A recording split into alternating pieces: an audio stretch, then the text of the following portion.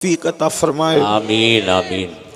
माह शाबानुल मुअज़्ज़म का महीना जारी है और अगले हफ्ते में इंशाअल्लाह बड़ी मुबारक रात, बरकत वाली रात, जिसे हम शबे बरात कहते हैं, मग़फ़िरत की रात, रिज़्क़ के तक़सीम की रात, ज़िंदगी और मौत के फ़ैसलों की रात, पैदाइश और शादियों के फ़ैसलों की रात बहुत जल्द आने वाली है।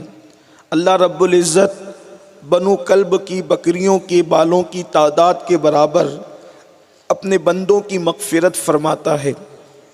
रजब का महीना सूफिया फरमाते हैं कि बोने का महीना है। जैसे किसान लोग बोते हैं, फिर आबियारी करते हैं, फिर फसल काटते हैं, ऐसे ही ये नेकियों का मौसम है। रजब का महीना बोने का महीना है, शाबान का महीना आबियारी करने का महीना है और रमज़ानुल मुबारक का महीना फसल को काटने का महीना है। मेरे आका सल्लल्लाहु अलैहि वसल्लम के दीवानों, हम लोग इंतहाई गफलत शिआर लोग हैं। हम सब दुनिया के अंदर और दुनिया की मोहब्बत के अंदर इतने डूब चुके हैं कि हम दीन धर्म भूल चुके हैं। मज़हब व मसलक इस तरह भूल गए, ऐसा लगता है कि जैसे कभी इससे कोई वास्ता था या नहीं। ये हालात दिन ब दिन बढ़ते जा रहे हैं। अल्लाह के बंदो, अल्लाह रब्बुल इज़्ज़त का कलाम हम सबको पुकार पुकार कर दावत फ़िक्र दे रहा है। कुरान कहता है, अल्हाकुमुत तकासुर हत्ता ज़ुरतुमुल मक़ाबिर। हलाक कर दिया तुमको माल की ज़्यादा तलबी ने, हलाक कर दिया तुमको माल की मोहब्बत ने, यहाँ तक कि तुम मौत के मुंह में पहुँच गए, यहाँ तक तुम कब्र के गड़े तक पहुँच गए। अल्लाह अकबर। आज सबसे ज़्यादा चहीता, सबसे ज़्यादा प्यारा इंसान को अगर कोई है तो वो उसका माल है। माल से इतनी मोहब्बत है कि इंसान माल कमाने के लिए कभी झूठ भी बोलता है, माल कमाने के लिए नमाज़ों को तर्क भी करता है, माल कमाने के लिए किसी का गला भी काटता है, माल कमाने के लिए ईमान और ज़मीर का सौदा भी करता है। इंसान माल में कितना डूब चुका है। बहुत सारे लोगों को तो माल के सिवा कुछ नज़र ही नहीं आता, उनके लिए सब कुछ माल ही माल है और माल की मोहब्बत भी है। याद रखिए, मैं ये नहीं कहता कि कारोबार न करो, तिजारत न करो, माल न कमाओ। बिल्कुल माल कमाना ज़रूरी है, माल जमाना भी ज़रूरी है। अगर माल न होगा तो ज़कात कैसे देंगे, माल न होगा तो हज कैसे करेंगे, माल न होगा तो मस्जिदें कैसे तामीर करेंगे, माल न होगा तो मदारिस कैसे चलेंगे। बिल्कुल माल होना चाहिए, लेकिन माल की मोहब्बत में डूब जाने वालों, मुझे बताओ, एक मंजिल आने वाली है। वो मंजिल क्या है?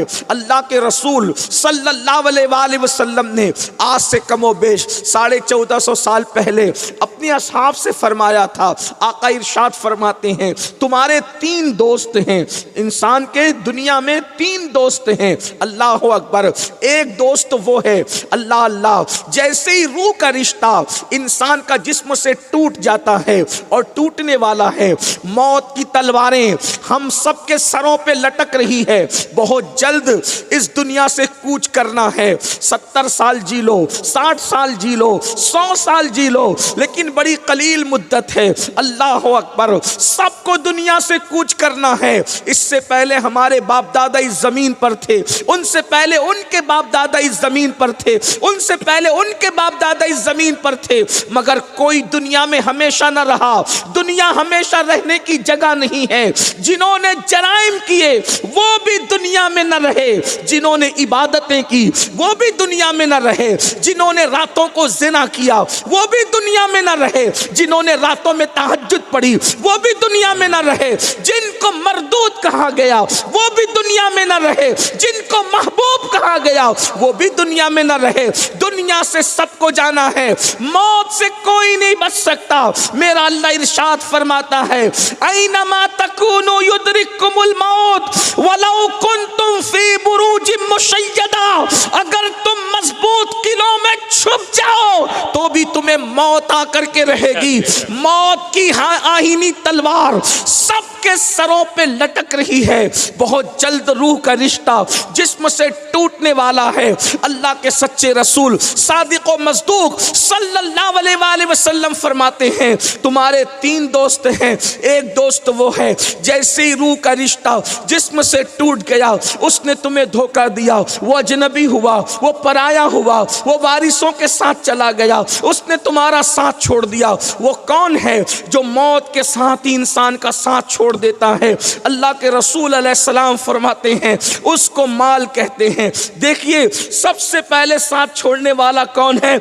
माल, जिसके लिए आप रात दिन मेहनत कर रहे हो, मेहनत करते रहो, लेकिन अल्लाह को मत भूलो, अल्लाह को फरामोश मत करो, अल्लाह की इबादतों से दूर न भागो। अल्लाह अकबर। आज देखो तो सही, इंसान सऊदी तक जाता है माल कमाने के लिए, इंसान दुबई तक जाता है माल कमाने के लिए, इंसान अमेरिका अफ्रीका तक जाता है माल कमाने के लिए, लेकिन आमाल कमाने के लिए मोहल्ले की मस्जिद तक नहीं जाता इंसान। कितने अफसोस की बात है, जो माल सबसे पहले धोखा देगा उस माल के लिए 7 समंदर पार करके गया, और जो आमाल, अल्लाह अकबर, उसने कभी धोखा नहीं देना है। उस आमाल के लिए इंसान चंद कदम भी चलने को तैयार नहीं है। अल्लाह के रसूल अलैहिस्सलाम फरमाते हैं अल्लाह अकबर, सबसे पहले धोखा देने वाला तुम्हारा माल है। उसके बाद इरशाद फरमाया दूसरा दोस्त वो है जो कब्र तक इंसान के साथ आता है, गुस्ल भी देते हैं, कफन भी पहनाते हैं, बीमारी में तीमारदारी भी करते हैं, लेकिन जब कब्र के करीब पहुंचते हैं उस गड्ढे पर करीब आकर के साथ छोड़ करके चले जाते हैं। वो तुम्हारा दूसरा दोस्त कौन है? तुम्हारे बच्चे, तुम्हारे माँ बाप, तुम्हारे अहबाब, तुम्हारे साथी, अल्लाह अकबर, ये सब छोड़कर चले जाते हैं। और तीसरा तुम्हारा दोस्त है जो कब्र में भी तुम्हारे साथ रहता है और तुम्हारा दिल बहलाता है, हश्र में भी तुम्हारे साथ रहेगा, तुम्हारा दिल बहलाएगा, मीज़ान पे बैठ करके तुम्हारा मामले को वज़नी करके तुम्हारा काम बनाएगा। वो कौन है? जिसने न कब्र में साथ छोड़ा, न जिसने हश्र में साथ छोड़ा, हत्ता के जन्नत तक पहुंचा दिया। आका फरमाते हैं वो तीसरा दोस्त तुम्हारे आमाल है, आमाल। अब आप मुझे बताएं, सबसे पहले धोखा देने वाला माल, उसके बाद अयाल और उसके बाद आमाल। आमाल इंसान का साथ देते हैं और इंसान को अमल के लिए फुर्सत नहीं है। अल्लाह अकबर। अब आप मुझे बताएं, इंसान हर मेहनत करने को तैयार है, हर कोशिश करने को तैयार है, हर काविश करने को तैयार है, अमल के लिए इंसान क्यों तैयार नहीं है? और मेरे भाइयों याद रखना, कफन के अंदर न जेब होती है, न कब्र में तिजोरियां होती है। कौन अपना माल यहाँ से ले गया? जो हमने अपना माल लेकर जाना है। मेरा माल, मेरा माल, मेरा माल। मेरी माएँ और बहनें भी यहाँ मौजूद है, इनको जेवर का शौक तो है, अच्छे कपड़ों का शौक तो है, लेकिन नेक अमाल का शौक किसको है?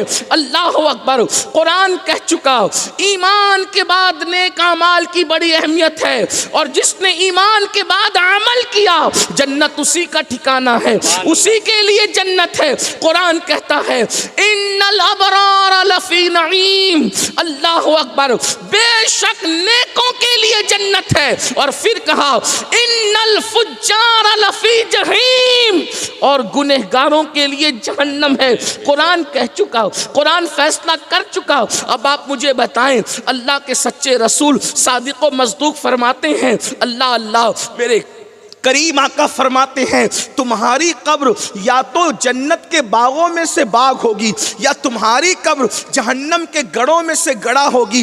अब तुम पर इख्तियार दिया गया, या तो तुम कब्रों को जन्नत के बागों में से बाग बना लो अच्छे अमाल करके, या जहन्नम के गढ़ों में से गड़ा बना लो बुरे अमाल करके। अल्लाह के बंदो, आइए जरा गौर तो करो, जरा सोचो तो सही, मेरे प्यारे आका सल्लल्लाहु अलैहि वसल्लम के प्यारे दीवानों, जिंदगी कितनी है? बहुत थोड़ी सी है। अल्लाह अकबर। कल की खबर नहीं, अल्लाह पल की खबर नहीं, कल की बात कौन करे? बल्कि मैं तो ये कहता हूँ, पता नहीं मेरी तकरीर मुकम्मल भी हो सकेगी या नहीं, कौन रहेगा कौन न रहेगा। अल्लाह अकबर। कल का सवेरा कौन देखेगा? नहीं देखेगा, कुछ भी नहीं। उसके बावजूद भी हमें नेक अमाल की फिक्र नहीं है, हम अमाल के मामले में आगे बढ़ने के लिए तैयार नहीं। अल्लाह अकबर। याद रखो एक दिन कब्र में जाना है, कब्र ठिकाना है। तिरमिज़ी शरीफ की हदीस है, अल्लाह के रसूल मुस्तफ़ा करीम रऊफ़ुर रहीम सल्लल्लाहु अलैहि वसल्लम इरशाद फरमाते हैं, अल्लाह अकबर, इंसान जब उसकी कब्र में जाता है तो उस कब्र के अंदर 70 अज़दहे, अल्लाह, उस कब्र में 70 अज़दहे हैं। और उन 70, अभी ये किसी खतीब की खिताबत की जोलानियां नहीं है, ये कोई कहानी किस्सा नहीं है, ये हदीस की मुस्तनद किताब से सही हदीस है। अल्लाह के रसूल सल्लल्लाहु अलैहि वसल्लम फरमा रहे, कब्र में 70 अज़दहे, अंधेरा, तारीकी। अल्लाह अकबर। कब्र का हाल ये है कि अगर इंसान को कोई अजाब ना भी दिया जाता, सिर्फ इंसान को कब्र में अकेले रखा जाता, तो भी इंसान की क्या हालत होती। जिस दिन हमारे घर में बीवी बच्चे नहीं होते, घर वाले नहीं होते, उस दिन बताओ घर में हमें वहशत लगती है। अपने बनाए हुए घर में जिसमें लाइट भी है, पंखा भी है, एसी भी है, सारी सहूलतें मौजूद है, उसके बावजूद भी अपने घर में तन्हाई हमें काटती है। अल्लाह अकबर। कोविड के दौर में सिर्फ तन्हा रह करके इंसान बीमार हो गए, तन्हाई में इंसान वहशत से मर गए। अल्लाह अकबर। जब कमरों की तन्हाई का ये आलम है, मेरी कौम के जवानों, मेरी बहनों से भी मैं तवज्जो चाहता हूं, थोड़ी देर तसव्वुर तो करो, वो कब्र जिसका नक्शा अल्लाह के रसूल अलैहिस्सलाम यूं खींच रहे हैं कि कब्र अंधेरी है, कब्र तारीक है, और उसमें 70 अज़दहे हैं, और एक अज़दहे, एक अज़दहे की ताकत ये है, अल्लाह के रसूल मुस्तफ़ा करीम रऊफ़ुर रहीम सल्लल्लाहु अलैहि वसल्लम फरमाते हैं, अगर वो अज़दहा जमीन पर सिर्फ फुनकार दे तो उसका जहर इतना है कि क़यामत तक जमीन पर कोई अनाज नहीं उगा सकता। अल्लाह अकबर। लोग हिरोशिमा और नागासाकी की बात करते हैं, मगर मुझे बताओ वो कितना जहरीला अज़दहा होगा कि जिसकी फुनकार की बुनियाद पर जमीन पर क़यामत तक अनाज नहीं उग सकता। ऐसे ऐसे ताकत वाले 70 अज़दहे इंसान की कब्र में होते हैं, उस पर तारीकी अलग, उस पर अंधेरा अलग, और इतनी छोटी सी जगह जिसमें करवट बदलने के लिए भी मौका नहीं है। उसकी वजह यह है, आप अपने सोर्सेस से जितनी चौड़ी कब्र चाहे खुदवा ले, लेकिन कब्र खोदने वाले की वजह से कुशादा नहीं रहती, कब्र रकबे के एतबार से कुशादा नहीं रहती, कब्र तो आमाल के एतबार से कुशादा रहती है। अल्लाह के रसूल सल्लल्लाहु अलैहि वसल्लम फरमाते हैं, जब बेनमाजी को उसकी कब्र में रखा जाता है तो चारों तरफ से कब्र उसको दबाती है। अल्लाह अकबर। और सच्चे नबी ने फरमाया, सादिक व मस्दूक ने फरमाया, उसकी दोनों तरफ की पिसलियां आपस में एक दूसरे में घुस जाती है। फिर उंगलियों का इशारा करके यूं फरमाया, आका ने असहाब से कहा, सहाबे किराम से कहा, जैसे ये उंगलियां आपस में घुस गई, अल्लाह अकबर, करीम आका ने फरमाया, दोनों तरफ की पिसलियां आपस में घुस जाती है और जमीन इंसान को कहती है, मुझ पर अकड़ कर गुरूर से चलने वाले, आज मैं तेरी वो मेजबानी करूंगी कि तू क़यामत तक याद रखेगा। और उसके बाद अल्लाह अकबर, उसकी हड्डियां चकनाचूर हो जाती है। मुझे बताओ, क्रिकेट के लिए वक्त निकालने वालों, फिल्मों के लिए वक्त निकालने वालों, नाच गानों के लिए वक्त निकालने वालों, हंसी मजाक की महफिलों के लिए वक्त निकालने वालों, नमाज के लिए वक्त क्यों नहीं निकालते? कब्र में तो अमाल पूछे जाएंगे। अल्लाह अकबर। मेरे भाइयों, याद रखिए, अच्छी तरह याद रखिए, अच्छी तरह। अगर आपको कोई ये कहता है, आपको अगर कोई ये कहे कि अमल की कोई जरूरत नहीं है, अगर आपको कोई ये कहता है अमल की कोई जरूरत नहीं है, इसका मतलब वो शैतान का काम कर रहा है। अच्छी तरह याद रखना, कुरान ने जहां जहां ईमान का जिक्र किया वहां साथ ही साथ अमल का जिक्र भी किया। मैं ये नहीं कहता कि ईमान ना काफी है, लेकिन ये जरूर कहता हूं अमल की भी जरूरत है, और कुरान ने अमल पे जोर दिया है। इसलिए आज हम अमाल से कोसों दूर है। और एक बात आपसे अर्ज करूं, बुरा मत मानना अगर आपको ऐसा लगता है कि मैंने गौस पाक का दामन पकड़ लिया, गरीब नवाज का दामन पकड़ लिया, मखदूम सिमना का दामन पकड़ लिया, वारिस पाक का दामन पकड़ लिया, आला हजरत का दामन पकड़ लिया, मैं कुछ भी करूं ये लोग मुझे जन्नत में ले जाएंगे। एक बात याद रखना, ये बुजुर्गों से अकीदत नहीं, बल्कि ये इंसान खुद को फरेब दे रहा है। आप मुझे बताएं, इतना बताएं, अगर आप अपने बाप के वफादार हैं और आपके अब्बा किसी से नाराज हो जाएं तो क्या आप उससे राजी रहोगे? अगर आप अब्बा के वफादार हो तो बताओ। क्या बात है, क्या बात, मुझे बताएं। अब आपसे मैं पूछना चाहता हूं, आप सोचते हैं कि मैं नमाज नहीं भी पढ़ूंगा मौलाना तो गौस पाक हाथ पकड़ के जन्नत में ले जाएंगे। आप मुझे मशवरा न दें, हम लोग बगैर अमल के भी जाएंगे। मुरीद है गौस पाक के, गरीब नवाज के मुरीद है, वारिस पाक के नाम लेवा है।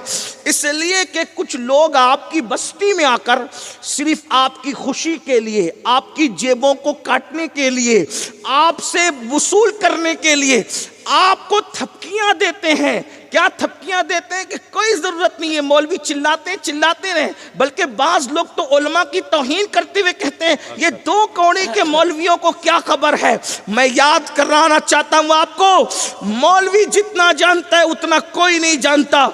उसकी वजह यह है कि तुम किसी और की किताब पढ़ते हो, मौलवी अल्लाह की किताब पढ़ता है। सुभान अल्लाह, सुभान अल्लाह।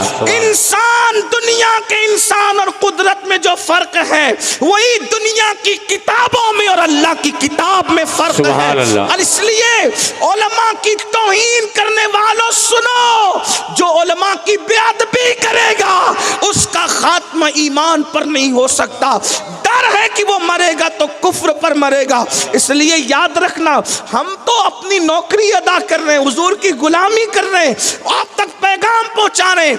आपसे पूछता हूं, अगर तुम अपने बाप के वफादार हो तो बाप जिससे नाराज है तुम उससे रिश्तेदारी करोगे, उससे ताल्लुक रखोगे, उससे खुश रहोगे। अब आपसे पूछता हूं, अल्लाह के रसूल सल्लल्लाहु अलैहि वसल्लम ने इरशाद फरमाया, जिसने जानबूझकर नमाज छोड़ दिया, अब ध्यान से सुनना, ये हदीस है, बताना मेरी जिम्मेदारी है, लेकिन गौर से सुनना। आका क्या फरमा रहे हैं, जिसने जानबूझकर नमाज छोड़ दिया, क़यामत के दिन उसके साथ मेरा कोई वादा नहीं है, मैं मोहम्मद उससे बेजार हूं। अब आप मुझे बताएं, जिससे रसूलुल्लाह बेजार हो जाए, क्या गौसे पाक उससे खुश हो सकते हैं? क्या गरीब नवाज उससे खुश हो सकते हैं? क्या इमाम अहले सुन्नत उससे खुश हो सकते हैं? क्या मखदूम सिमना उससे खुश हो सकते हैं? बल्कि एक बात आपको बताऊं, गौसे पाक, गरीब नवाज तो अलग बात है, सिद्दीक अकबर और मौला अली और सैयदा उम्मे हबीबा ने हजरत अबू सुफियान को क्या जवाब दिया था? तारीख है, सीरत का पूरा बाब है। जब मक्के वालों ने वादा खिलाफी की और हुदैबिया का वादा तोड़ दिया, तो उस वक्त मक्के वालों ने तजदीद अहद के लिए सोचा कि कोई होशियार बंदे को तलाश करो, जो होशियार बंदा सबको बोतल में उतार सके। तो मक्के वालों का फैसला क्या हुआ कि हम हज़रत अबू सुफियान को भेजेंगे। ये बहुत दानिश्वर इंसान है, अपनी बात मनवाने में महारत रखते हैं। अब तक अबू सुफियान ने इस्लाम कबूल नहीं किया था। जैसे ही मक्के से मदीने मुनव्वर आए, सिद्दीक अकबर से मुलाकात हुई। कहा, भाई अबू बकर, पुराने ताल्लुकात है, पुरानी रिश्तेदारियां हैं, क्या आप मोहम्मद से मेरी बात करा सकते हो? सिद्दीक अकबर ने कहा, जिससे यार नाराज हो जाए अबू बकर उससे कोई बात नहीं करा सकता। आप गौर करें, यहाँ तवज्जो फरमाएं। यहाँ तो उस वक्त अबू सुफियान ने कहा था, क्या हमारी रिश्तेदारियां भूल गए? तो सिद्दीक अकबर ने कहा था, अबू सुफियान वो दिन गए जब हम रिश्तेदारियां खून की बुनियाद पे करते थे, अब हम खून की बुनियाद पे रिश्तेदारियां नहीं करते, अब निस्बत मुस्तफा की बुनियाद पे रिश्तेदारियां। सुभान अल्लाह, नारे तकबीर, हुजूर जिससे मुंह फेर ले, सिद्दीक अकबर हिम्मत नहीं तैयारी करते रसूलुल्लाह का सामना कराने की। उसके बाद अल्लाह अकबर, सिद्दीक अकबर से मायूस हुए तो मौला अली के पास आए। कौन मौला अली? ये गौसे पाक और गरीब नवाज के भी बाबा है, खातिमुल विलायत है, फातिह खैबर है, रसूलुल्लाह के भाई है। सिद्दीक अकबर के पास से जब वो मौला अली के पास आए, अल्लाह अकबर, और सिद्दीक अकबर कोई मामूली हस्ती तो ना थी ना, अफजलुल बशर बाद लंबिया बि तहकीक, सहाबा का इमाम, सैयदुस सहाबा, इमाम सहाबा। उन्होंने ये जवाब दिया तो कहा चलो रसूलुल्लाह के भाई के पास चलते। वहां आए तो कहा अली, पुरानी दोस्तियां, पुरानी रिश्तेदारियां हैं, क्या मोहम्मद अरबी से बात करा सकते हो? मौलाए कायनात ने कहा जिससे यार मुंह फेर ले हम उससे कोई बात नहीं करा सकते, यहाँ से चले जाओ, हमारे अंदर हौसला नहीं है। अल्लाह, फिर वही कहा कि क्या हमारी रिश्तेदारियों का लिहाज न रखा जाएगा, दोस्तियों का लिहाज न रखा जाएगा? मौलाए कायनात ने कहा वो दिन चले गए जब खून और बाप दादाओं की बुनियाद पर रिश्ते रखे जाते थे। अब तो हमारा रिश्ता सिर्फ एक निस्बत की वजह से है, जो मोहम्मद अरबी का है वही हमारा है, हम आपसे कोई मुलाकात नहीं करा सकते। अब ये दो बातें तो हो गई।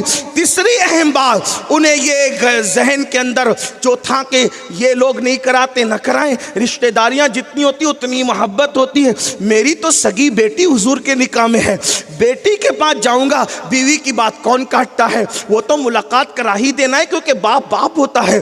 जैसे ही दरवाजे पे दस्तक दी, दरवाजा खुला, उम्मे हबीबा, सैयदा उम्मे हबीबा बाप को देखती और कहती क्यों आए हो? कहा कि अंदर तो आने दो, बात तो करने दो। अंदर आए, जैसी बाप को देखा, बिस्तर बिछा हुआ था, उसको लपेटना शुरू किया। जब लपेटने लगी तो कहा क्या दिन, बहुत दिन हो गए, बाप को भूल गई उम्मे हबीबा, पहचानती नहीं हो, बिस्तर क्यों समेट रही हो? सबसे सख्त जवाब अगर किसी का था वो सैयदा उम्मे हबीबा का था। कहा कि बिस्तर समेट रही हो? मेहमान के आने पे तो बिस्तर बिछाए जाते हैं, समेटे नहीं जाते। कहने लगी अबू सुफियान, मुशरिक नजस और नापाक होता है और ये रसूलुल्लाह का पाक बिस्तर है, किसी नापाक को नबी के पाक बिस्तर पे बैठने की इजाजत नहीं दे सकती। आप मुझे बताएं तो सही, मुझे बताओ कहां पर वो हजरत अबू सुफियान और आज ये सोचने वाले कि हुजूर बेजार होंगे फिर भी कोई हाथ पकड़ के ले जाएगा?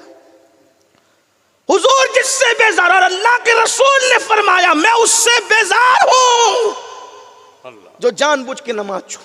ये हजारों का मजमा रात में 2 बजे भी इस तरह चाको चौबन और पूरे जौक के साथ बैठा है, ऐसा लगता है जैसे मगरिब के बाद का वक्त है।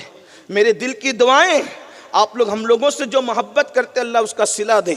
लेकिन आपसे पूछता हूं, जलसे में बैठने का जो शौक है, क्या मस्जिद में आने का भी वही शौक है? क्या कहने का, आप मुझे बताएं। 5 घंटे जलसे में तो बैठ सकते हैं, 10 मिनट मस्जिद के लिए नहीं निकाल सकते। अल्लाह के बंदो, आइए आला हजरत की बात करते हो। आओ मैं आला हजरत को कोट करूं, आपको बताऊं, आला हजरत ने सिर्फ बद मजहबों को काफिर नहीं कहा, अपनों की भी तो इस्लाह की। हमने एक रुख को याद रखा और याद रखना भी चाहिए, लेकिन दूसरा रुख हम क्यों भूल गए? इमाम अहले सुन्नत फतावा रज़विया शरीफ में कब्र का नक्शा खींच रहे हैं। अब जरा उनके लबो लहजे में सैकड़ों अहदीस का इतने मजमुआ उन्होंने एक सफ़े पर किस तरह पेश किया है। फरमाते हैं यारो कब्र क्या चीज है, फरमाते हैं कब्र क्या चीज है। इरशाद फरमाते कब्र वो है जहां अंधेरा ही अंधेरा, तारीकी ही तारीकी, और कब्र की पहली रात सवालों जवाब के लिए नकीरैन आते जिनको मुनकर नकीर कहते हैं। इमाम लिखते हैं उनके भयानक बाल जमीन से मस है, इतने बड़े बड़े उनके बाल है कि वो जमीन से टच होते हैं। उनके दांत बैलों के सींग की तरह, उनकी आंखें बड़ी बड़ी देगों की तरह।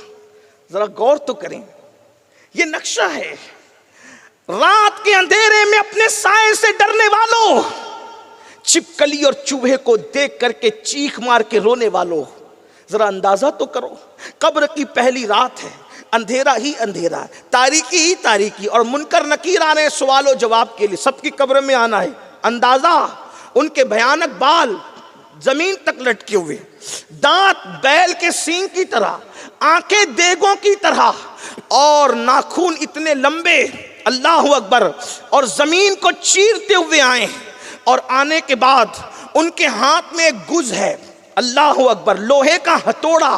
इमाम लिखते हैं हदीस पाक की रोशनी में, मुनकर नकीर के हाथ में जो हथौड़ा है लोहे का, अगर सारे जिन और इंस मिलकर भी उसको उठाना चाहे तो ना उठा सके। अल्लाह, ऐसा वजनी हथौड़ा लेकर के आए और इंसान को झिंझोड़ करके उठाए और उठा करके मोहलत भी ना दे और फौरन सवाल करे इस मंजिल से हमें गुजरना है। उसके लिए क्या तैयारी की? उसके लिए हमारे पास क्या है? कुछ भी नहीं। खड़े होकर पेशाब करते हैं, खड़े होकर खाते पीते हैं, 3-3 4-4 दिन तक गुस्ले जनाबत नहीं करते, कलमे तैयबा कई दिन तक नहीं पढ़ते, बरसों हो जाते कुरान को कभी हाथ भी नहीं लगाते, और उस पर हम ये सोच कर बैठे हैं मौलाना हम सुन्नी है तो हम जन्नत ही में जाएंगे। मैं कहता हूँ ये कौन सी सुन्नियत है जिसमें ना तिलावत कुरान है, ना कलमे तैयबा का विर्द है? ये कौन सी सुन्नियत है जिसमें 3-3 दिन तक के गुस्ले जनाबत नहीं है? ये कौन सी सुन्नियत है जिसमें खड़े होकर पेशाब करना है? आपने सुन्नियत को समझा क्या है? ये उलमा पूरा मजमा मेरे सामने मेरी पुष्ट पनाही कर रहा है। मैं इनसे गुजारिश करूंगा अगर मैं एक लफ्ज भी गलत कहूं ये मुझे अभी रोके, अभी टोके। लेकिन एक बात आपसे कहना चाहता हूं, सुन्नियत सिर्फ मज़ारात पर चादर चढ़ाने का नाम नहीं है, सुन्नियत कब्रों पर सिर्फ फूल चढ़ाने का नाम नहीं है, सुन्नियत सिर्फ नातों को सुनकर 10-20 की नोट झूमकर शायर को देने का नाम नहीं है। सुन्नियत क्या है? सुन्नियत वो है जो सरकार गौसे आजम ने नजरियात पेश की, जो गरीब नवाज ने पेश किए। आपसे पूछता हूं, आपका पीर कुछ भी हो सकता है, क्या सरकार गौसे आजम रदी अल्लाह ताला के मर्तबे तक कहीं पहुंच सकता है? आखिर गौसे पाक इशा के वजू से फजर की नमाज क्यों पढ़ते थे? क्या उनको नहीं पता था कि मैं नहीं जन्नत में जाऊंगा तो कौन जाएगा? जन्नत तो मेरे बाबा की है, और वाकई उनके बाबा की जन्नत है, वाकई उनके बाबा की जन्नत है। लेकिन आपसे पूछता हूं, आखिर उन्होंने इशा के वजू से 40 साल तक फजर क्यों पढ़ी? 15 साल तक एक रात में पूरा कुरान शरीफ क्यों खत्म किया? और इतना सब कुछ करने के बाद जब हज को गए तो काबे का गिलाफ पकड़कर गौस पाक कहते हैं, ए अल्लाह, अब्दुल कादिर के आमाल अगर तेरी बारगाह में कबूलियत के काबिल नहीं है तो कयामत के दिन तू अब्दुल कादिर को अंधा उठाना। कौन कह रहा है? आप मुझे बताओ। ये जो हम कर रहे हैं और सब कुछ करने के बाद भी हमारे माथे पर कोई शिकन नहीं है और हमारी जन्नत हाथ से नहीं जाती। शराब पी लो तो भी जन्नती, जुआ खेलो तो भी जन्नती, औरतों के साथ पाप करो तो भी जन्नती। ये कितनी कन्फर्म जन्नत है जो हाथ से नहीं जाती। वहां नबी का बेटा जहन्नम में जा सकता है। आजकल का शराबी सुन्नी जो वो तो कुछ भी करे वो जन्नत ही में जाए। मैं ये नहीं कह रहा हूं कि मुजरिम हमेशा जहन्नम में रहेंगे, ये नहीं कह रहा हूं, लेकिन अगर नबी का बेटा जहन्नम में जा सकता है नूह अलैहिस्सलाम के बेटे की शक्ल में, तो आप मुझे बताएं तो सही ना मुसलमानों, हम कहां हैं? हम किस रास्ते पर हैं? अल्लाह के बंदो अमल करो, अमल। अल्लाह के रसूल अलैहिस्सलाम ने अपने खानदान के लोगों से कहा था, ए बनु हाशिम अमल करना, अमल। इसलिए कि फरमाया लोग अमल लेकर आए और तुम सिर्फ नसब लेकर आओ। ऐसा नहीं होना चाहिए, क्योंकि जिसको अमल ने पीछे कर दिया उसको नसब कभी आगे नहीं कर सकता। हुजूर ने अपने खानदान वालों से कहा, हालांकि हमारा अकीदा है कि हुजूर का नसब काम आएगा, जिसका नसब काम आएगा, जिसका नसब मुनक़ते नहीं होगा, वो आका इरशाद फरमाए अपने खानदान वालों को, मेरे भाइयों हमारा तो कोई ठिकाना ही नहीं है, कोई गुजारा ही नहीं है। इसलिए अल्लाह के बंदो आज सिद्क़ दिल से तौबा करो, सच्चे दिल से तौबा करो, अमल के मैदान में आओ। अल्लाह अकबर। इमाम अहले सुन्नत सैयदी आला हज़रत इमाम अहमद रज़ा खान मुहद्दिस बरेलवी रहमतुल्लाह अलैह फरमा रहे हैं, लिख रहे हैं हदीस की रोशनी में, वो हथौड़ा जिसको इंस और जिन भी मिल करके उठा ना सके। अल्लाह अकबर। जब वो हथौड़ा किसी इंसान पे पड़ेगा तो क्या होगा? यहाँ तो लोग इंसान को भूल चुके रहते हैं। मेरे भाइयों किस पर गुरूर कर रहे हो? किस पे घमंड? माल पर, आल पर? भाइयों यहाँ तो जीते जी औलाद भूल जाती है माँ बाप को। जो जीते जी भूल जाए वो मरने के बाद क्या याद रखेंगे किसी को। इसलिए अपने लिए कुछ कर लो, आमाल कर लो। बहुत मुख्तसर वक्त है, बहुत मुख्तसर। हदीस पाक में आता है, हजरत मलकुल मौत रोजाना कब्रस्तान वालों से कहते, ए कब्र वालों बताओ अब तुमको किस पे रश्क आता है, तुमको किस पे रश्क आता है। तो कब्र वाले कहते हैं जो दुनिया में नमाज पढ़ते हैं उन पे रश्क आता है, जो दुनिया में रोजे रखते हैं उन पे रश्क आता है, जो हज करते उन पे रश्क आता है, जो ज़कात देते उन पे रश्क आता है, जो जिक्र अस्कार करते उन पे रश्क आता है। अफसोस वो तो सब कर सकते, हम नहीं कर सकते। आज नमाज नहीं पढ़ सकते। मौलाना चीख चीख कर कह रहे हैं घंटों तकरीरें नमाज पे हो रही, कौम मस्जिद में आने को तैयार नहीं है। आज नमाज का वक्त है, नहीं पढ़ते, कब्र में जाने के बाद नमाज की अहमियत पता चलेगी। फिर सिर्फ 2 रकत पढ़ने की मोहलत मांगोगे, लेकिन 2 रकत पढ़ने की भी मोहलत नहीं मिलेगी क्योंकि वक्त जा चुका होगा। इसलिए अल्लाह के बंदो, अल्लाह ने जिंदगी दी है, इसका फायदा उठाओ, नेक अमल करो। फिर मैं आपसे पूछता हूँ, एक वक्त की नमाज के लिए सिर्फ 10 मिनट लगते हैं, 5 वक्त की नमाज के लिए 50 मिनट लगते हैं। 50 मिनट दे दो, दुनिया भी कामयाब कर लो, आखिरत भी कामयाब कर लो। लेकिन फिर कहता हूँ नमाज पे गुरूर मत करना, घमंड मत करना। आइए जरा बात को एंड की तरफ ले जाते हुए, क्योंकि मैंने कहा था लंबी नहीं करेंगे, लेकिन एंड की तरफ ले जाते हुए कुछ दर्द दिल आपके सामने रखते हैं। तवज्जो करें, थोड़ा कभी तसव्वुर करें, कभी तन्हाई में बैठ के सोचें कि अल्लाह ना करे। देखो मैं बद्दुआ के तौर पे नहीं कह रहा हूँ, ये होना है। कभी इसका तसव्वुर करना, अल्लाह आपको उम्र नू अता करे, लंबी उम्र अता करे, आप सबको दे, हमें दे, हमारे उलमा को दे।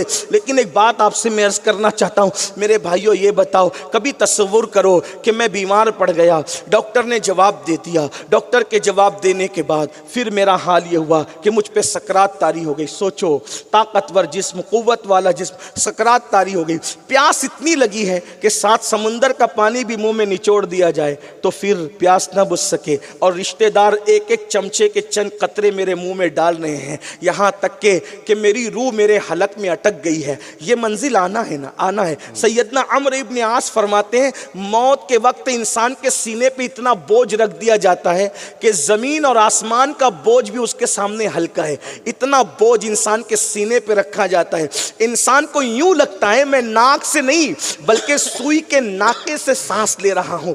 मेरे भाइयों, ये मंजिल आना है, इस मंजिल से गुजरना है। मैं अपनी बहनों से भी कहता हूँ, बहनों सीरियल देखने के लिए आप टाइम निकाल लेती है मेरी बहन, थोड़ा नमाज के लिए भी टाइम निकाल ले। तूने शौहर को, सास को, नंदों को, भावजों को, दुनिया को गरम रोटियां पका करके खिलाई, तुझे खिलाना भी चाहिए।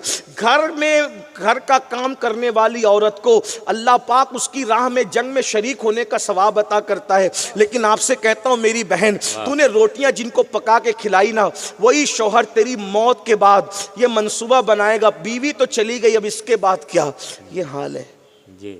सास सोचेगी बहू तो चली गई, इसके बाद क्या। अपनी कब्र की तैयारी खुद कर लो, बेशक, वरना हड्डियां भी पिघल जाती है। अल्लाह, हड्डियां भी पिघल।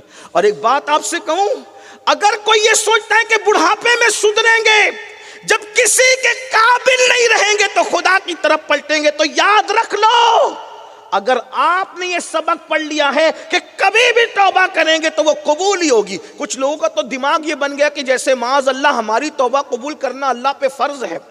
उम्मीद भी रखो, मगर ये भी सुन लो, फिरौन ने डूबते डूबते तौबा की थी, मगर आवाज आई, वक्त खत्म हो गया। अल्लाह,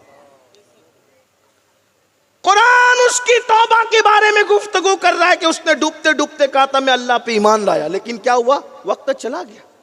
जब उसके लिए वक्त चला गया, अल्लाह ना करे कहीं ऐसे वक्त होश ना आए कि वक्त चला जाए।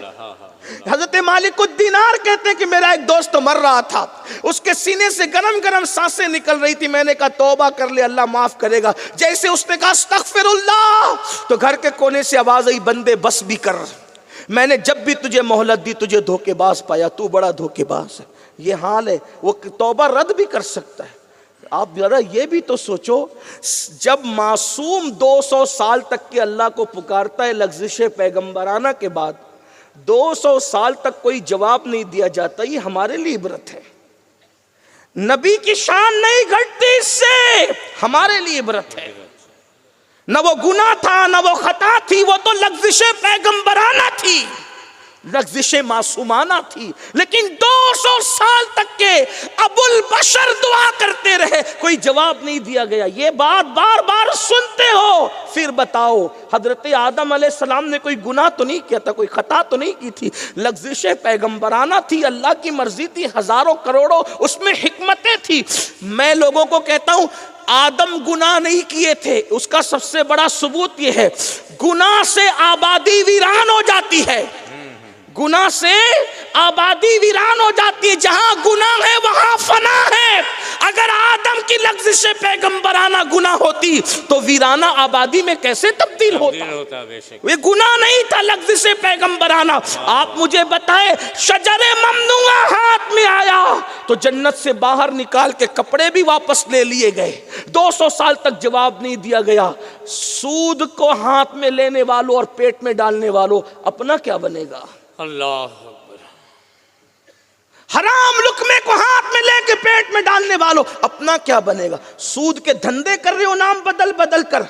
जितना बुरा सूवर खाना है, खिंजीर खाना जितना बुरा है, उससे बढ़कर सूवर खाना बुरा है। क्यों? उससे बढ़ सूवर खाना जितना बुरा है, उससे बढ़कर सूद खाना बुरा है। क्योंकि सूवर भी हराम है, सूद भी हराम है, मगर सूवर खाने वाले के लिए अल्लाह ने जंग का ऐलान नहीं किया, सूद खाने वाले के लिए अल्लाह ने जंग का ऐलान किया है। जिससे अल्लाह जंग का ऐलान करे कुरान में, बताओ वो कौम इज्जत के साथ जमीन पे कैसे रह सकती, वकार के साथ जमीन पे कैसे रह सकती? आज शिकायत नहीं करते हो हमारे साथ ये हो रहा है, हमारे साथ वो हो रहा है। हमने कहा करतूत बदलो। कुरान कहता है वमा असाबकुम मिन मुसीबतिन फबिमा कसबत ऐदीकुम, तुम पर जो भी मुसीबत आती है वो तुम्हारे आमाल की वजह से है। तो आइए मैं जो बात अर्ज कर रहा था जल्दी जल्दी से आगे बढ़ते हैं। अल्लाह अकबर। थोड़ा तसव्वुर करो, मौत हमें आ रही है, मौत की आखिरी हिचकी है, गले में रूह अटक गई है। कभी तसव्वुर करना,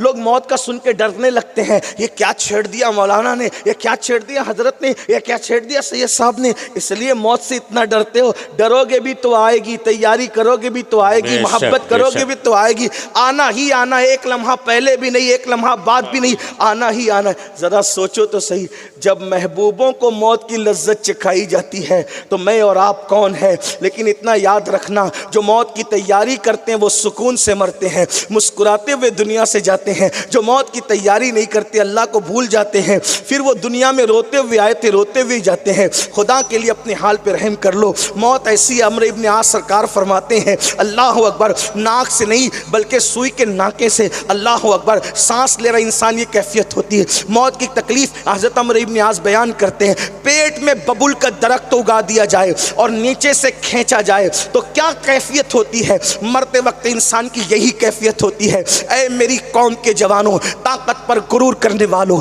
दौलत के नशे में खुदा को भूलने वालों, गुनाह और जराइम में डूब कर अल्लाह को भूलने वालों, जरा तसव्वुर करो, हलक में रूह अटक गई है, फिर उसके बाद इंतकाल हो गया है, हाय हाय, फिर उसके बाद क्या हुआ? गुस्ल दिया गया, काफूर लगाया गया और इंतहाई सस्ते कपड़े में कफन की शक्ल में लपेट दिए गए। कितने वो लोग हैं जो जिना की अड्डे आबाद करते, उनका कफन मार्केट में आ चुका होता है। कितने वो लोग हैं जो शादियां कर रहे होते हैं, उनका कफन मार्केट में आ चुका है। इतने सारे लोगों में कितने होंगे जिनका कफन आज मार्केट में आ चुका होगा? हाय हाय, क्या गफलत है। हमारे कफन मार्केट में आ चुके होते हैं, हम खा रहे होते हैं, मौज मस्ती कर रहे होते हैं, मजे कर रहे होते हैं। ये तल्ख हकीकतें मेरे भाई, अल्लाह अकबर। और जब ये कफन में लपेटे जाओगे तो फिर अल्लाह अल्लाह, फिर तसव्वुर करो, कांधे पे उठाए गए, कब्र में डाले गए और फिर वो कब्र की तंग और तारीक वादी, हाय हाय। अल्लाह के सच्चे नबी ने इरशाद फरमाया, बेनमाजी की कब्र जहन्नम की आग से भड़का दी जाती है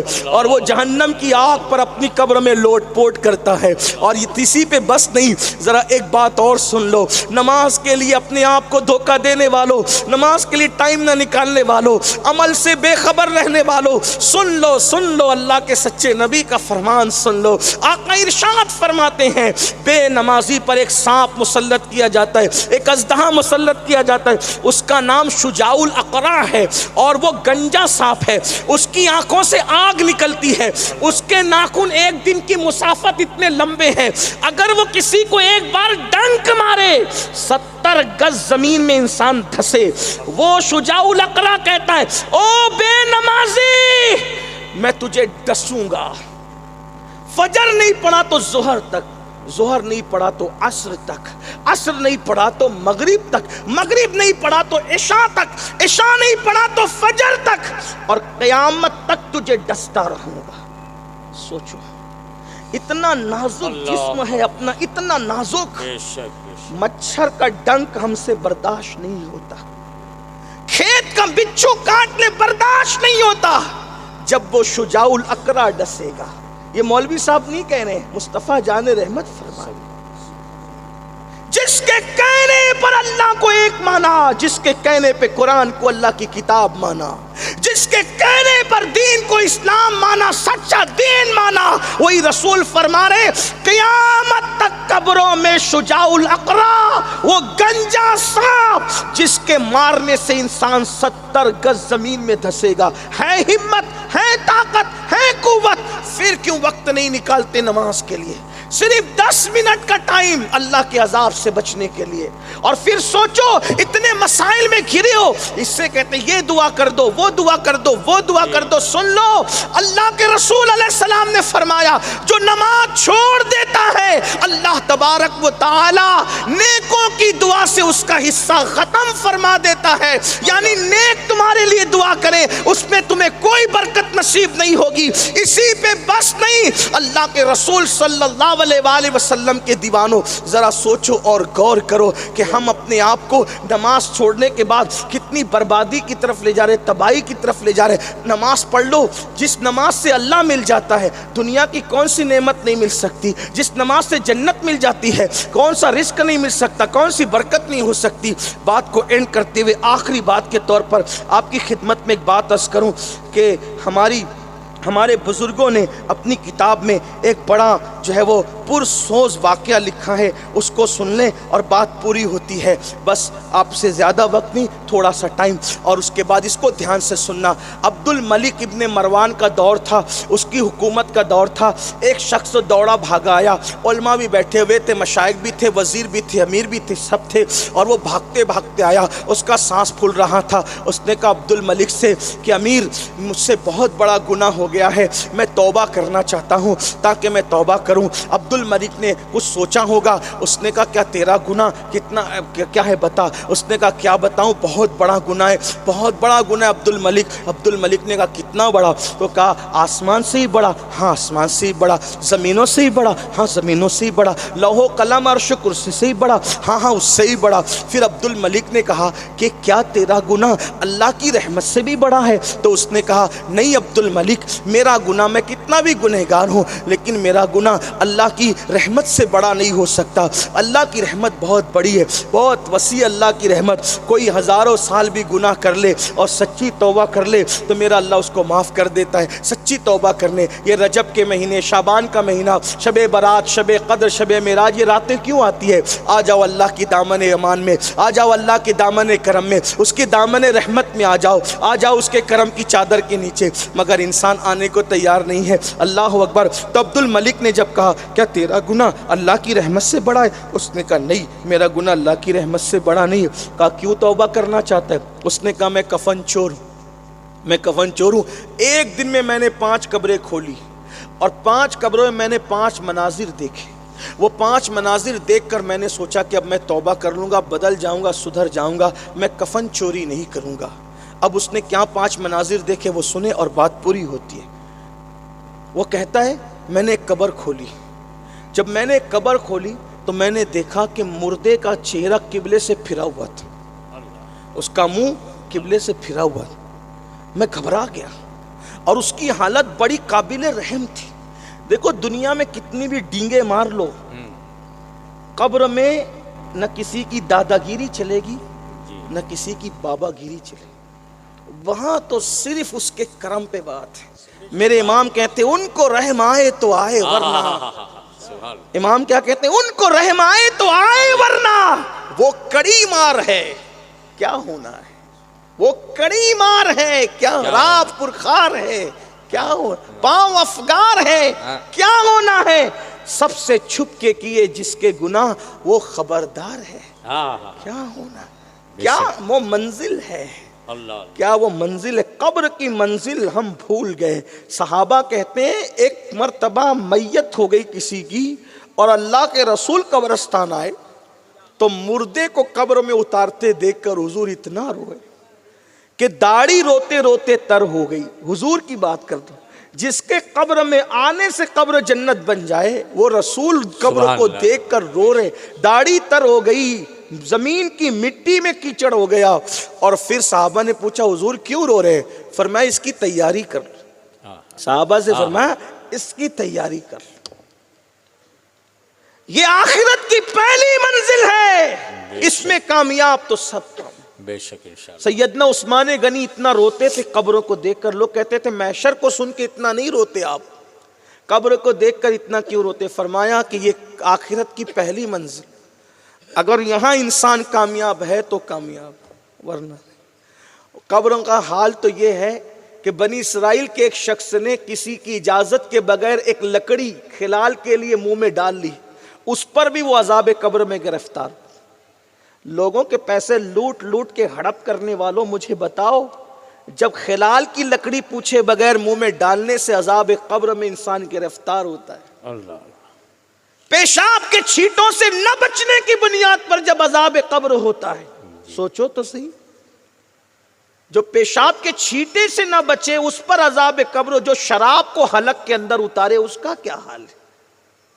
इसलिए अपने आप पे रहम करो, बहुत बातें करने की जरूरत नहीं, अपने आप पे रहम करो, अल्लाह से रहम की भीख मांगो, उसकी बारगाह में उसकी रहमत तलब करो, उसकी बारगाह से मगफिरत तलब करो, उसकी बारगाह से बख्शिश तलब करो, सुधर जाओ, हो सके तो सुधर जाओ। बहुत। अगर लोगों की के देख करके इबरत हासिल नहीं करोगे तो खुद इबरत बनोगे।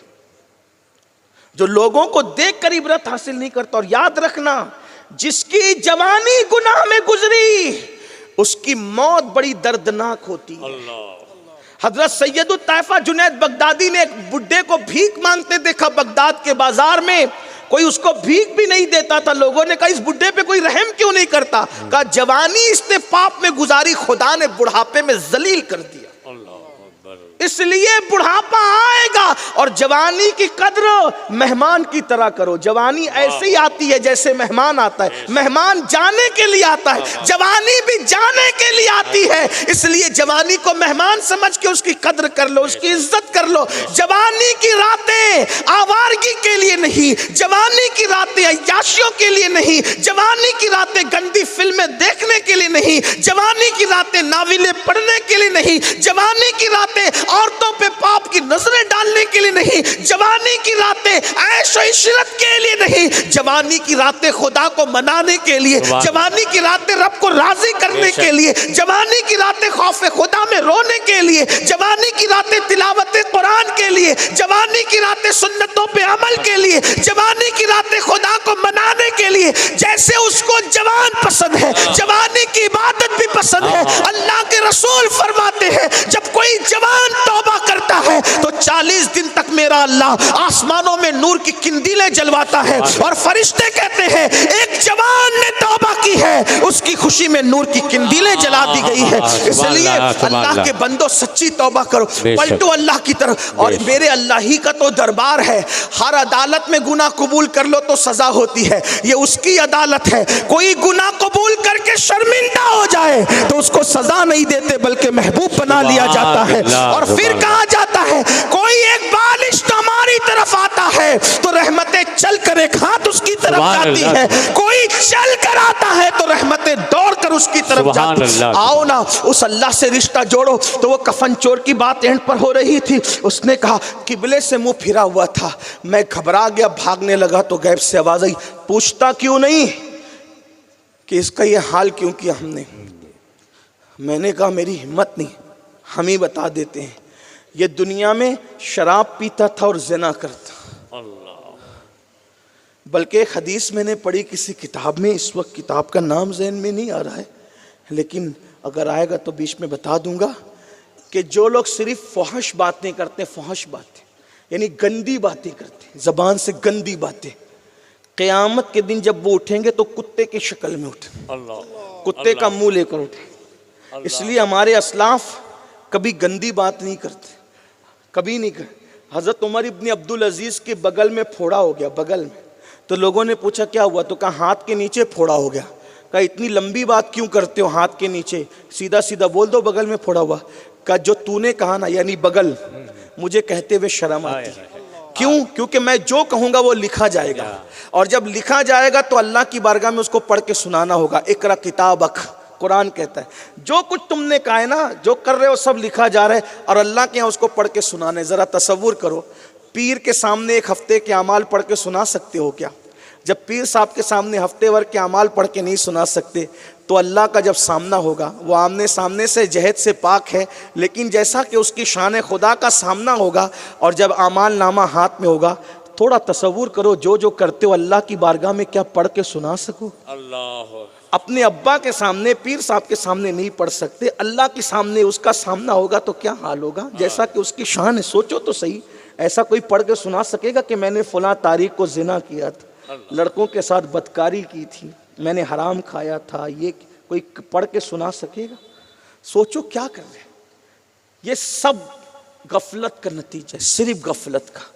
और ये जो हमारे जहन में आ गया ना कि जन्नत तो मिलनी है मौलाना, देखो मैं आपको एक ज़ाब्ता बता दूं, जन्नत इतनी मुश्किल भी नहीं है जितना तबलीगी जमात वाले मुश्किल करके बताते हैं, और जन्नत इतनी सस्ती भी नहीं है जितना आपके शायर लोग बताते हैं। ना उतनी मुश्किल ना इतनी सस्ती। फिर जन्नत कितनी है, तो उसका सही तस्वुर वो है जो मेरे इमाम ने बताया। इमाम कहते हैं वो तो निहायत सस्ता सौदा बेच रहे हैं जन्नत का, हम मुफलिस क्या मोल चुकाएं, अपना हाथ ही खाली है। बेशक, नारे तकबीर।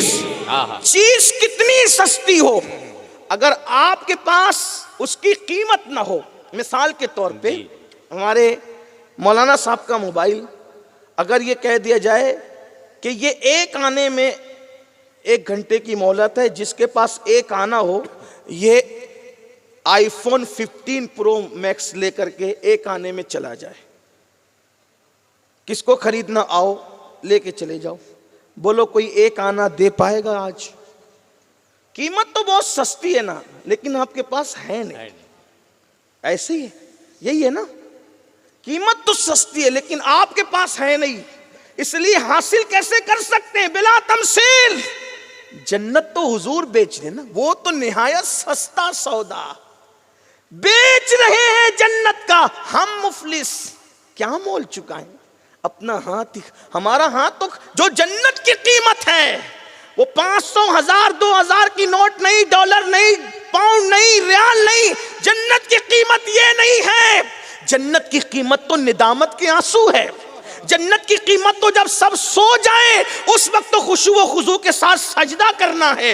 जन्नत की कीमत तो तिलावत कुरान है। जन्नत की कीमत तो छुपा के सदका देना है। जन्नत की कीमत तो मीठी मीठी बातें करना है। जन्नत की कीमत तो अल्लाह का इतना जिक्र करना कि लोग जिक्र करते देखकर तुम्हें पागल समझने लगे, ये जन्नत की कीमत है। बताओ हमारे पास है भी, हम मुफलिस क्या मोल चुकाएं? अपना हाथ ही खाली है। इसलिए खुदा के लिए उस जन्नत की कीमत की तैयारी कर लो। तो क्या कहा? वो पहला कब्र का मंजर उसने देखा तो आवाज आई, निदा आई, ये जानी भी था और शराबी भी था। फिर उसके बाद, अब इस पे कोई तफसीरा नहीं करता, फिर आगे वो कहता है कि मैंने सोचा चलो ये कब्र में काम न बना, आदमी जब दुनिया का लालची हो जाए फिर वो बहुत बेबाक हो जाता है। मैंने दूसरी कब्र खोली तो मैंने दूसरी कब्र में क्या देखा कि मैयत का मुंह सूअर की तरह था, खिंजीर की तरह, और उसके हाथ और पैर जंजीर से जकड़े हुए थे, बांधे हुए थे। उस वक्त तो मैं परेशान हुआ, मैंने वहां से भागना चाहा तो गैब से आवाज आई, पूछ तो ले इसका ये हाल क्यों किया? चेहरा सूअर की तरह, हाथ पैर जंजीर से बंधे हुए, मजबूर। कहा कि हम बताते हैं इसका हाल ये क्यों किया। नंबर 1, ये झूठी कसमें खाता था दुनिया में। आज झूठी कसम को लोग गुनाह नहीं समझते। अज़्ज़वाजिर में इब्ने हजर लिखते हैं कि अल्लाह पाक हदीस कुदसी में फरमाता है कि मुझे झूठी कसमों का निशाना मत बनाओ। जो मेरे नाम की झूठी कसम खाएगा उस पे भी लानत करूंगा और उसकी 7 पुश्तों पे लानत करूंगा। औरतें बहुत कस्में खाती हैं, मर्द भी अब खाने लगे हैं। पता नहीं क्या लोगों को हुआ है, गुनाह नहीं समझते। छोटे छोटे काम मामलात में अगर 200 रुपए की चप्पल बेचना उस पर भी झूठी कसम खाते, 50 रुपए की सब्जी बेचना उस पर भी झूठी कसम खाते। अल्लाह अकबर। सच्ची कसम भी मत खाओ जब तक के जान को खतरा ना हो, ईमान को खतरा ना हो, इज्जत को खतरा ना हो। जो मंजिल बताई गई उलमा ने, उसके अलावा बहुत मजबूरी पे सच्ची कसम भी खाया करो। सच्ची कसम भी बार बार ना खाओ, अल्लाह उससे रोजी में तंगी पैदा कर। बार बार कसम खाने पे, बात बात पे कसम खाने पे रोजी तंग हो जाती। आज सब रोजी तंग लेकर के बैठे हो और कहते हो तावीज दो, झूठी कस्में बंद करो, झूठी कस्मों से तौबा करो, कसम खाने से परहेज करो। और लोग का हाल तो ये, उठा कुरान शरीफ, हिस्सा बकरा हो रहा है, उठा कुरान शरीफ, मियाँ बीवी में झगड़ा हुआ, उठा कुरान शरीफ। कुरान शरीफ पढ़ने के लिए, अमल करने के लिए आया था कि तुम्हारी कस्मों के लिए आया था? जरा सोचो तो सही। अल्लाह की बंदो क्या कर रहे हो? तो वो जिसका मुंह सूअर की तरह हुआ और हाथ पैर बांध दिए गए, वो नंबर 1 झूठी कसम खाता, नंबर 2 हराम माल खाता था, हराम धंधा करता था, हराम माल खाता था। आज कितने लोग हराम खा रहे हैं? मोबाइल चोरी करके खा रहे हैं, सूद के धंधे करके खा रहे हैं, जुआ खेल के खा रहे हैं। अच्छा, ये शराब जुआ ही हराम नहीं है। अगर किराने की दुकान भी लगा के बैठे हो, पीवर दूध बोल करके अगर उसमें पानी मिलाते हो, ये भी तो हराम है। पीवर तेल बोल के उसमें दूसरा तेल मिक्स करके बेचते हो, ये भी तो हराम है। जब अनाज बेचते हो तो उसमें भी पानी डाल करके उसको वजनी कर देते हो, ये गुनाह नहीं है। धोखा देकर माल कमाना गुनाह नहीं है, फरेब देकर माल कमाना गुनाह नहीं है। जो हराम अपने बच्चों को खिलाएंगे, उनके बच्चे कभी वफादार नहीं हो सकते। आज कहते हैं हमारे बच्चे वफादार नहीं, खिलाया क्या है? खून बनाया किससे? गोश्त तो बना किससे? मुसलमान जब तक के हलाल को लाजिम नहीं पकड़ता, वफा की उम्मीद खत्म कर दो औलाद से। कुछ लोग कहते हैं मौलाना तरबियत सही नहीं हुई। मैंने कहा जितनी तरबियत गाहें हैं, इतनी तरबियत गाहें तो पहले नहीं थी।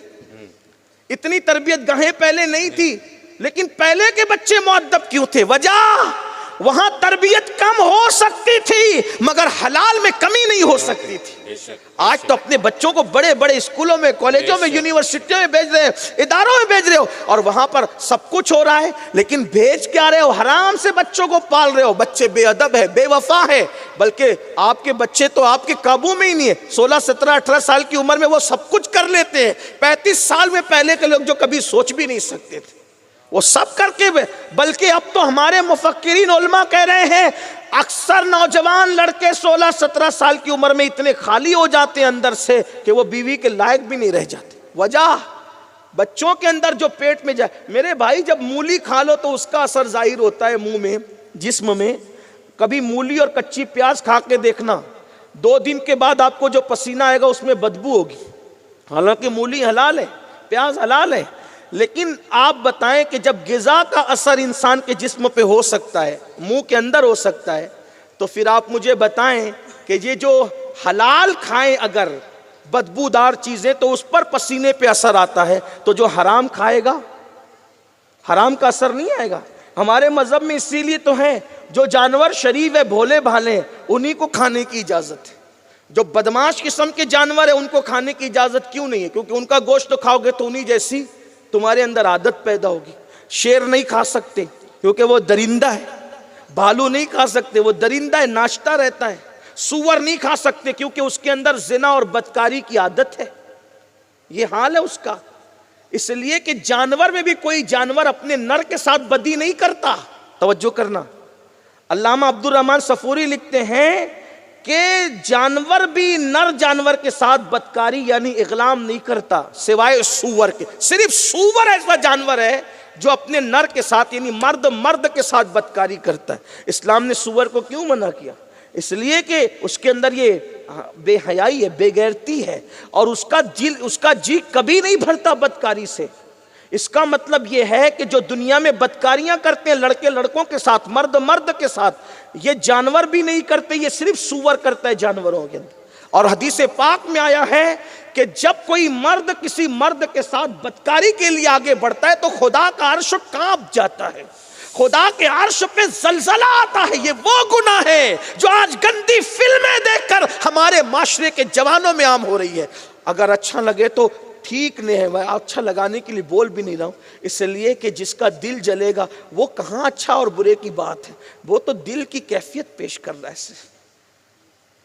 जो गंदी फिल्में देखते हैं वो लड़के और लड़कियां, ये खुद लज्जती और बदकारी में मुब्तला हो रहे हैं। अल्लाह के रसूल ने 14.5 सदियां पहले का, जब मर्द मर्द के साथ बदकारी के लिए उसके ऊपर आता है, अर्श कांपता है, उस पे जलजले आते हैं, फरिश्ते अर्श का किनारा पकड़कर कुल हो अल्लाह की सूरत पढ़ने लगते हैं।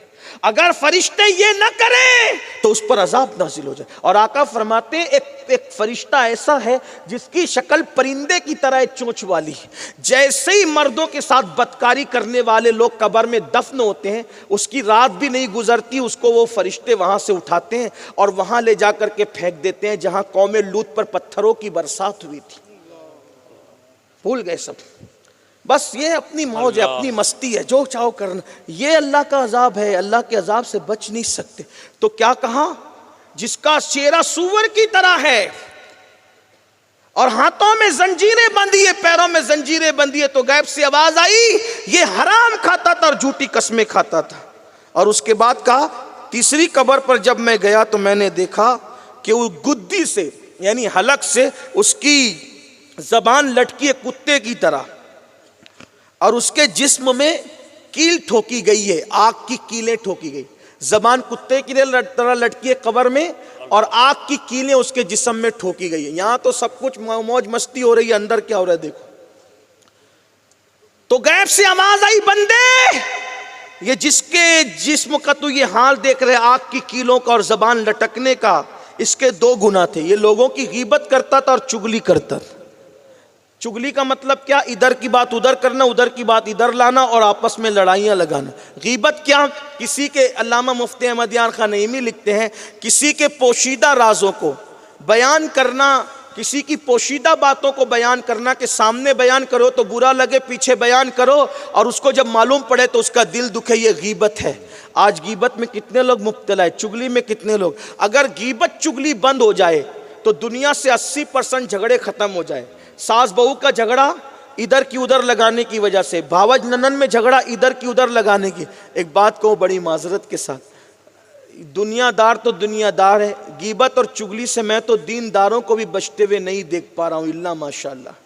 और गीबत जिना से बदतर है, गीबत जिना से बदतर। क्या हो गया, इकबाल ने कहा था, मताए दीन व दानिश लुट गई अल्लाह वालों की, मताए दीन व दानिश लुट गई अल्लाह वालों की, ये किस काफिर अदा का गमज़े खूरेज है साकी।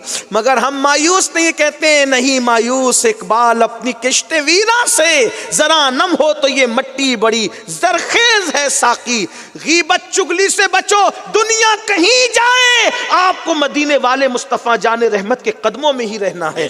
दुनिया को आगे जाने दीजिए, हम पीछे चले, इसलिए कि लोगों को आगे जाने में फायदा लगता है, चले जाएं, हमें तो पीछे जाकर मुस्तफा जाने रहमत का नक्शे पा तलाश करना है। मेरे इमाम कहते हैं, ठोकरें खाते फिरोगे उनके दर पे पड़ रहो, ठोकरें खाते फिरोगे उनके दर पे पड़ रहो। काफिला तो ए रजा अव्वल गया आखिर गया, जाने दो जो जा रहे हैं, हमें मुस्तफा जाने रहमत के कदमों में पड़े रहना है। इसी में हमारी कामयाबी है, उनसे वफा करना है, इसी में हमारी कामयाबी है। ओ इज्जत के मुतलाशियों, पुलिस से इज्जत चाहते हो, सिपाहियों से इज्जत चाहते हो, सियासी लीडरों से इज्जत चाहते हो, सच्चे दिल से नबी से वफा कर लो।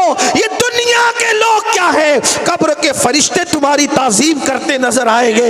इमाम कहते हैं, नकीरैन करते हैं ताजीम मेरी, फिदा हो के तुझ पे ये इज्जत मिली है। जब उनसे वफा करना फरिश्तों से ताजीम करवा लेता है तो दुनिया की औकात क्या है, दुनिया की हैसियत क्या है। मगर उनसे वफा कर लो, और याद रखना उनसे वफा अमल के बगैर मुमकिन नहीं है। अल्लाह अकबर। फिर वो कहता है चौथी कब्र पे आया तो मैंने ऐसा सनसनी खैज मंजर देखा, सबसे खतरनाक मंजर चौथी कब्र पर था। वो ये कि मुर्दा आग की चादर पर उलट पलट हो रहा था, करवटें बदल रहा था, आग पर वो करवटें बदल रहा था, और फरिश्तों के हाथ में लोहे के हथौड़े थे और वो उसको मार रहे थे और ऐसी आवाज़ गूंज रही थी जिससे दिल पे दहशत तारी होती थी। आवाज़ आई, बंदे ये बेनमाजी का अंजाम देख लिए, बेनमाजी है। जब मैं वहाँ से भागने लगा सोचा चलो 5वीं कब्र को हाथ लगाऊं। खोला तो मैंने 5वीं कब्र में एक अजीब सा मंजर देखा जो चारों से अलग था। कब्र ता हद निगाह कुशादा थी और एक तख्त था, उस पर एक जवान बैठा हुआ था। ठंडी ठंडी खुशबूदार हवाएं आ रही थी। 5वीं कब्र में अलग ही मंजर था। मैंने उस जवान को देखा, दिल को सुरूर आया। गैब से आवाज़ आई, ये वो जवान है जिसने जवानी में सच्ची तौबा कर ली थी। तो जब मैंने ये मंजर देखा अब मैं आया हूँ कि मैं भी तौबा कर लूँ ताकि मैं भी बदल जाऊँ, मेरी ज़िंदगी में भी इनकलाब आ जाए। इसलिए अब्दुल मलिक मैं तौबा करना चाहता हूँ, संवरना चाहता हूँ। उस कफन चोर ने तौबा किया और उस कफन चोर से जब पूछा गया तूने इतनी कफन चुराए, ये बता कि कितनों के मुंह किबले की तरफ थे और कितनों के मुंह किबले से फिरे हुए थे। उसने कहा मैंने 1000 से ज़ायद कब्रों के कफन खोले और चुराए। मैंने देखा 100 में 99 लोग के मुंह किबले से फिरे होते थे, एक ही मुसलमान का मुंह किबले की तरफ होता था। यानी 100 में 99% लोग किबले से फिरे होते थे, एक ही का मुंह होता था। इमाम औज़ाई को ख़त लिखा गया, पूछा गया कि ये बताएं कि लोगों के मुंह कब्र में किबले से क्यों फिरते हैं। इमाम औज़ाई फरमाते हैं जो दुनिया में सुन्नत से मुँह फेर लेते हैं कब्र में उनके मुँह किबले से फेर दिए जाते हैं। मेरी जवानों, मेरी कौम के जवानों, जो सुन्नत से मुँह फेर ले उसका मुँह किबले से फिर जाए, जो फ़र्ज़ से मुँह फेरे हुए हैं उनका क्या अंजाम होगा। खुदा के लिए ये शाबान का महीना है, तौबा करो, अल्लाह माफ़ करने वाला है, बख्शने वाला मेहरबान है। सच्ची तौबा कर लो, बदल जाओ, ज़िंदगी में इनकलाब पैदा कर लो, वरना मौत फिर मोहलत नहीं देगी। आज आपके सामने उलमा लाखों रुपये खर्चा करके, चंदा करके ऐसी महफिलें सजाते हैं ताकि तुम्हें सुधार दें। कल अल्लाह के यहाँ तुम्हें उज़्र नहीं होगा, अल्लाह हमें मालूम न था, अल्लाह हमें मालूम न था। अल्लाह के फरिश्ते कहेंगे ज़ालिम हम उन महफिलों में मौजूद थे जिसमें तुझे पुकार पुकार कर कोई कहता था कि सुधर जाओ, सुधर जाओ, बदल जाओ, तब्दील हो जाओ, लेकिन तूने दुनिया की मोहब्बत में अपने आप को नहीं बदला। बस इतना कहता हूँ, हुजूर से इश्क करते हो ना, अगर हुजूर से इश्क है तो हुजूर की एक ख्वाहिश पर जब अल्लाह किबला बदल देता है तो हुजूर की हज़ारों ख्वाहिश पर हम अपनी ज़िंदगी क्यों नहीं बदल देते, हम अपनी ज़िंदगी को क्यों तब्दील नहीं कर लेते। आओ वो बेनियाज होकर जब अपने महबूब की मोहब्बत में किबला बदल रहा है तो हम नियाज़मंद होकर, गुनहगार होकर, उम्मती होकर उनकी ख्वाहिश पर अपनी ज़िंदगी क्यों ना बदले। बदल डालो ज़िंदगी को। इकबाल ने कहा था गलत रवि से मनाजिल के बोध बढ़ते हैं, मुसाफिरों रविश कारवां बदल डालो। ज़िंदगी बदलो, तब्दील करो। आप ज़िंदगी बदलें, अल्लाह हमारे हालात बदल देंगे। इन अल्लाह हमारा हालात हमारे अल्लाह पाक हमारे हालात तब्दील फरमा देगा। इन अल्लाह ला युग़य्यिरु मा बिक़ौमिन हत्ता युग़य्यिरु मा बिअनफ़ुसिहिम। अल्लाह उस कौम की हालत को कभी नहीं बदलता जब तक कि वो कौम अपनी हालात को न बदले। दिन में 100 मरतबा तौबा करो, अल्लाह को मनाने की कोशिश करो, अल्लाह को राज़ी करने की कोशिश करो। इकबाल ने रोना रोते हुए कहा था, खुदा तुझे किसी तूफ़ान से आशना कर दे कि तेरी बहर की मौजों में इज़्तिराब नहीं। मेरे इमाम ने कहा था, अल्लाह अकबर कि सदका प्यारे की हया का न ले मुझसे हिसाब, बख्श बे पूछे लजाए को लजाना क्या है। अल्लाह मुझ पर पहले रहम करे, आप सब पे रहम करे। अल्लाह हमें अमल की तौफीक दे, नमाज़ों की तौफीक दे। मेरी गुजारिश है जिन लोगों ने अभी तक इशा की नमाज़ नहीं पढ़ी है उनसे गुजारिश है यहाँ से उठने के बाद पहला काम ये करना कि जाके इशा पढ़ना। कल से नमाज शुरू नहीं करना, आज से करना और अभी से करना। क्या मैं उम्मीद करता हूँ? ज़रा हाथ उठा के वादा करे तो कितने लोग आज से नमाज का अहद करते हैं? भाइयों वादा करोगे तो भी फ़र्ज़ है, नहीं करोगे तो भी फ़र्ज़ है। ज़रा उठाएं, तो थोड़ी देर उठा के रखें, थोड़ा फरिश्तों को गवाह बनाए, अल्लाह को गवाह बनाए। बोलो नमाज की पाबंदी करोगे ना इंशाल्लाह। सर्दी हो, गर्मी हो, बारिश हो, नमाज पढ़िए। और मेरे भाई सिर्फ 10 मिनट, एक नमाज के लिए 10 मिनट। अल्लाह का वादा है हय्या अलस सलाह, तुम नमाज की तरफ आओ, हय्या अलल फलाह, अल्लाह तुम्हें कामयाबी अता फरमाए। जो नमाज की तरफ आया वो कामयाबी की तरफ आया। अल्लाह पाक हम सब के हाल पे रहम फरमाए। गुफ्तगू के दरमियान कोई गलती हो तो अल्लाह ताला माफ़ फरमाए। अस्तगफिरुल्लाह रब्बी इन्ना रब्बी लगफूरुर रहीम। मैं आप सबका शुक्रिया अदा करता हूँ। आधी रात गुजरने के बाद भी आप इतने शौक़ से सुनते रहे और अल्लाह आपको बेहतर जज़ा दे, बेहतर सिला दे। लेकिन अभी आपको जाना नहीं, आपने इतनी देर बर्दाश्त किया ना, 5 मिनट और इसलिए कि फैज़ुन नबी जो दारुल है उसके बच्चों की दस्तारबंदी है, ये महफिल दस्तार के लिए ही है। अगर आप बच्चों की हौसला अफजाई के लिए 5 मिनट और दे दोगे, कितना खुश होंगे ये मेहमानान रसूल, ये उलमा कितना खुश होंगे, इनके दिल से दुआएं निकलेगी। थोड़ा टाइम दे दो और ये मंजर आप देख लो ताकि बच्चों की हौसला अफजाई हो जाए। अस्सलामु अलैकुम।